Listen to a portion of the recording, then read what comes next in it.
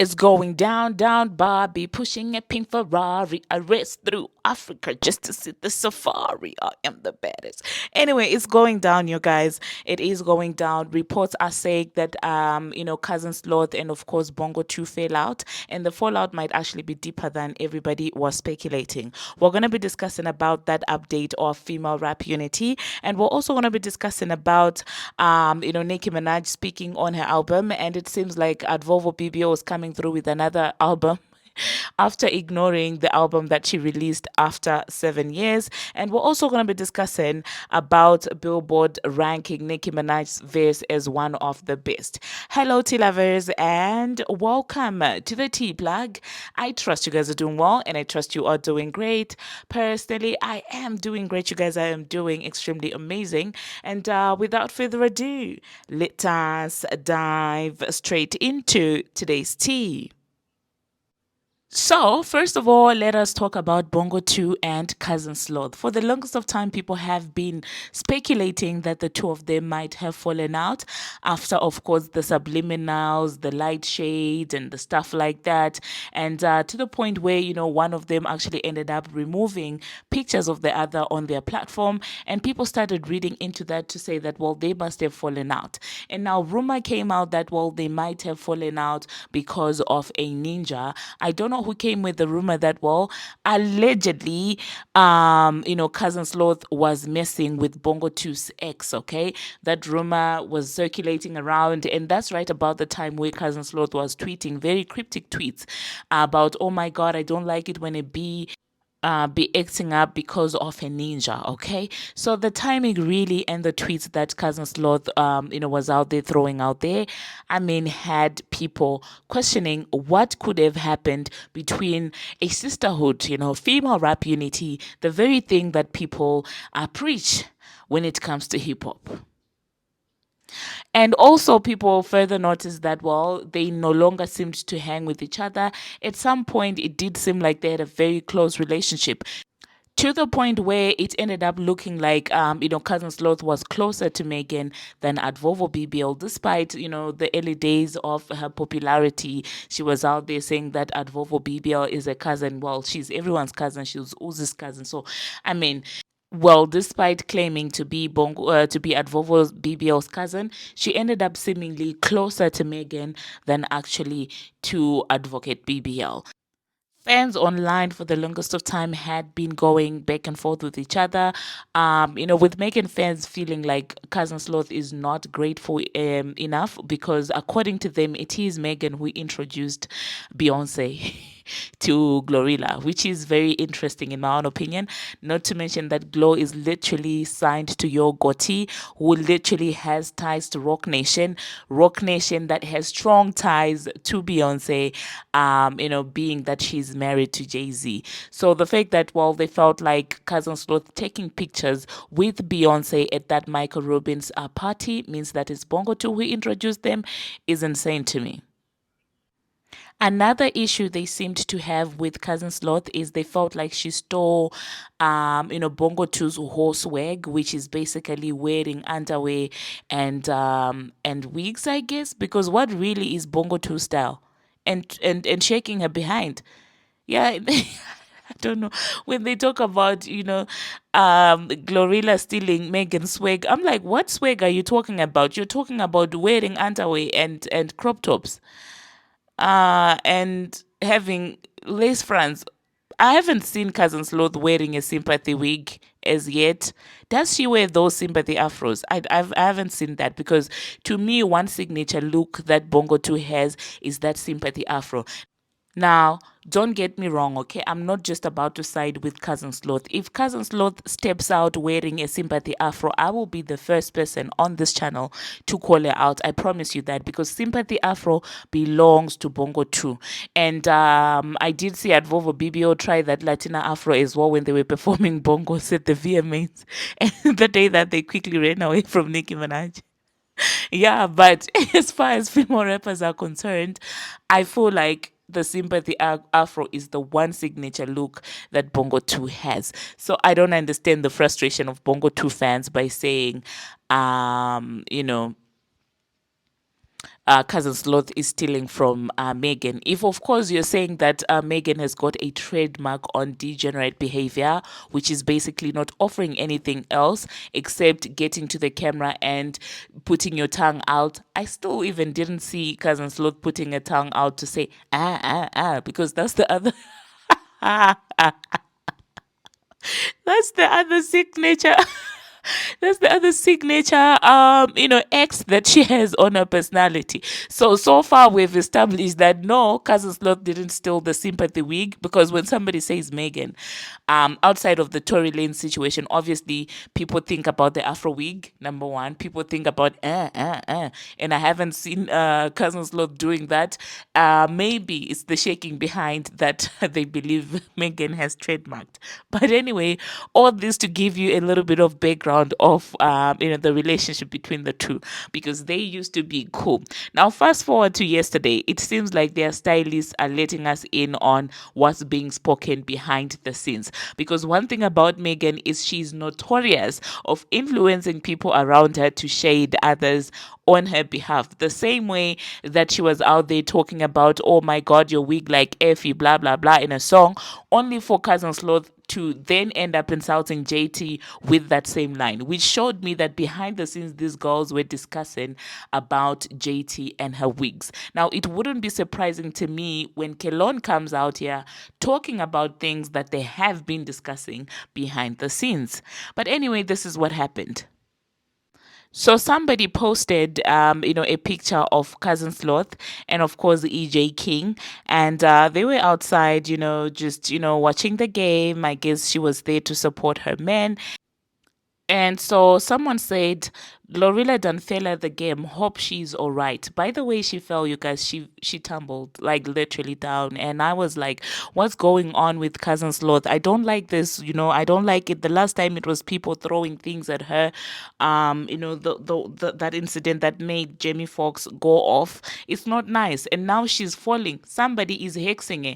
I wouldn't be surprised if it is Bongo too. Singer, because why all of a sudden are all these things happening to her? Who's doing voodoo on my favorite Cousin Sloth? But that being said, a person responded to that post and said, not she has her own Kelon now, because of course she was standing next to AJ. Okay, and then Kelon came and said, you ain't no Kelon. That was definitely shade, okay? That was definitely shade. And it kind of does show where the two teams stand in as far as each other, are concerned. And then EJ King responded and said, I could give not one, two, three hoots about anything y'all ever got going on, baby. You should know that out of all people. Okay. So first of all, you guys, when you look at EJ King's response, it's not talking about just Kelon. It's talking about you all, right? You all. And I'm just like, so it's Kelon and who? Obviously, it's Kelon and Megan. And EJ is letting it known that, well, she is sticking with Cousin Sloth and she doesn't care about what Bongo 2 and her team and her friend Kelon have got going on. EJ also went further to say, never gave a hoot to be one. Please, let's not forget it would be no Kelon and Megan if it wasn't for me. Let's be humble babes. Okay. Like I said, the first response clearly showed that, well, EJ wasn't just responding to Kelon but to Megan as well. It is becoming messy, and if they fell out because of a ninja, that's rather sad. Okay, that is very sad. But then again, that just goes to show you that, well, the female rap unity that they sell you to discredit another person who refused to be part of this BS and the circus is non-existent. These girls compete amongst each other, and each time one of them feels threatened by the other, it becomes a problem. Now, I do feel like it was very fun for Megan to be the sexy one, to be, the well-styled one when Glorilla was running around with her messed up wigs and, walking like a man. Like it was fun probably for her to be, that friend, and for Cousin Sloth to be running around, chasing her as if she's also that friend.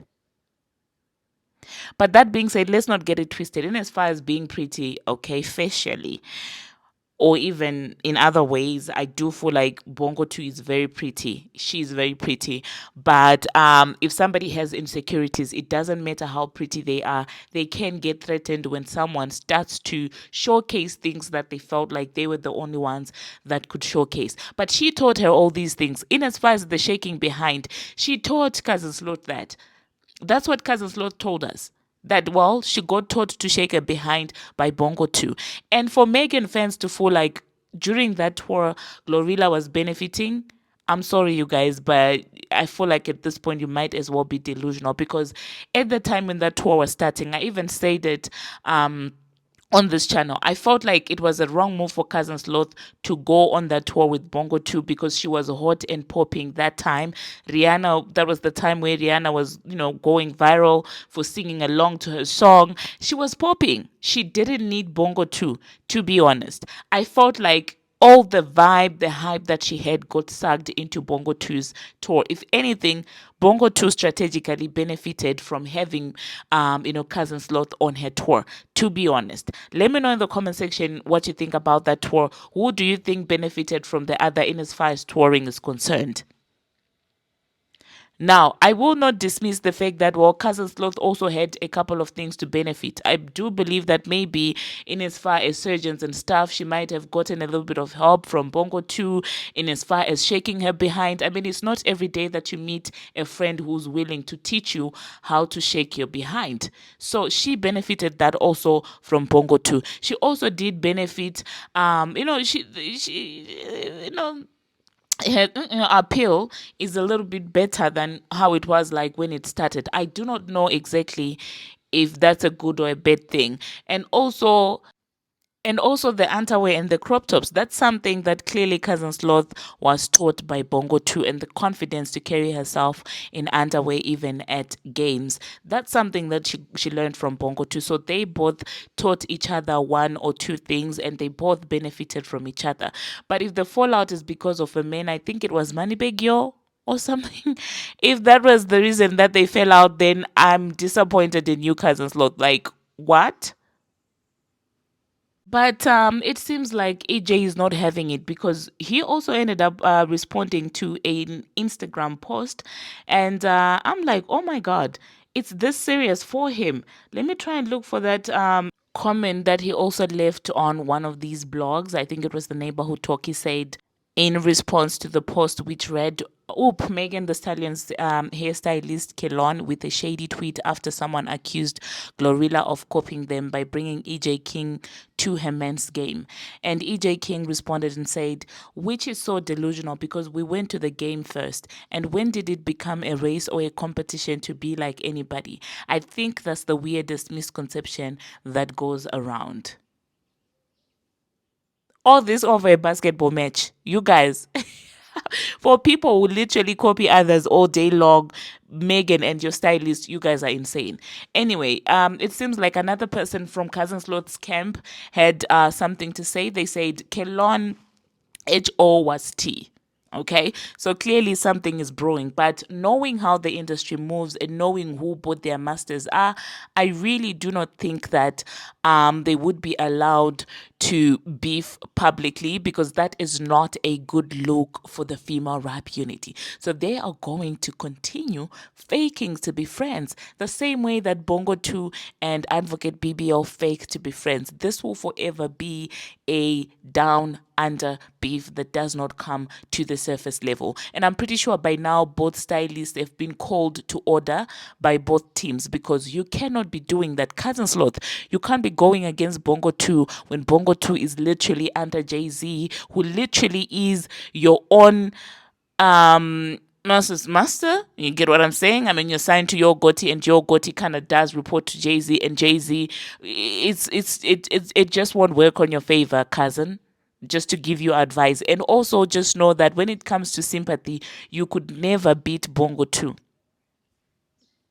So going to action with Bongo 2 is a wrong move for you, my favorite cousin. I'm telling you that. Like, sometimes you just have to to let it go. Okay, allow her to continue being fake. Just know in your heart that, well, this is what she's doing, and don't allow it to go public, because she thrives Okay, she thrives in sympathy. You won't be able to compete. You can't compete with that. I mean, tell me, she even thrived after sleeping with with her friend's man.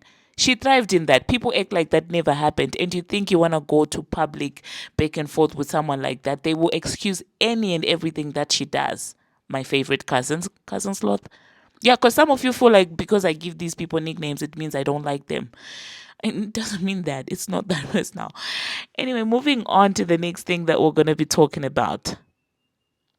Let us talk about Natalie Nunn. I'm realizing that we are actually on 15 minutes already in this video, and I've only been talking about the cousin Sloth and the Bongo 2 situation because I had to give you the background.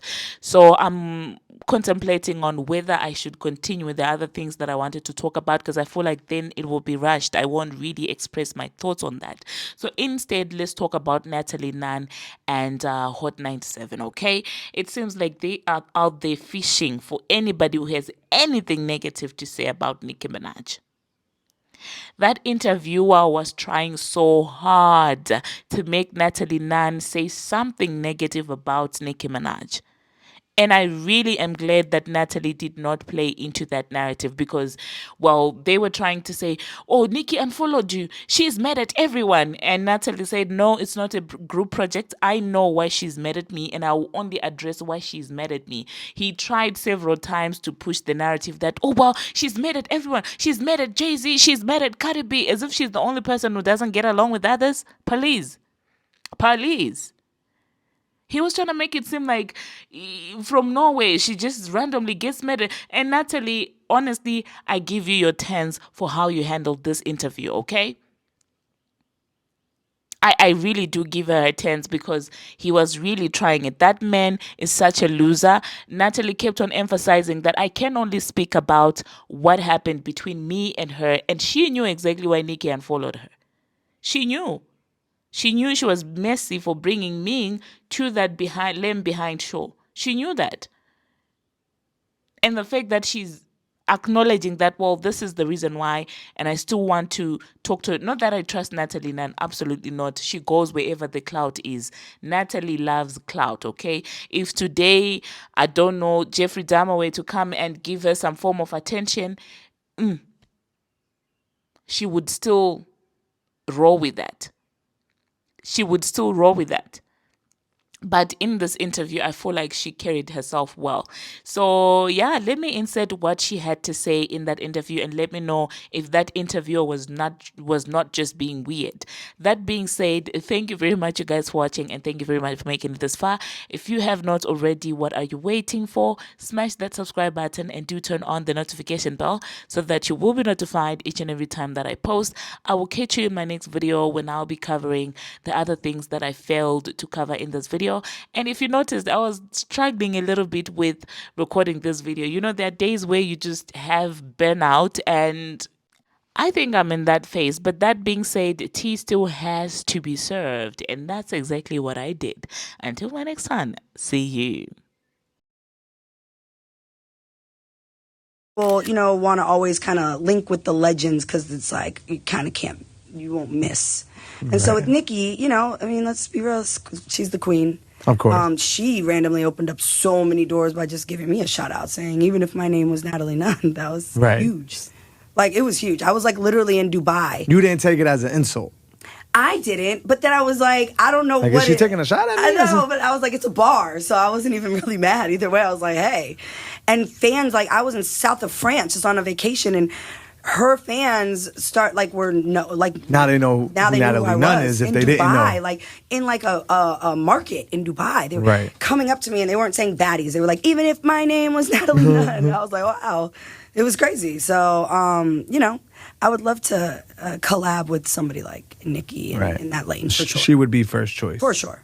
Yeah, and like I said, have you spoke to her lately? I know she's been going through a lot. No, we don't actually speak. And here's the catch: I'm such a Nicki fan, and I'll always. Are you a Barb? I'm a Barb for sure, and she definitely considers me a Barb too, because I'm like on her PR for like her nails at Calm. Right. I get all this stuff first when she has like little merch and stuff.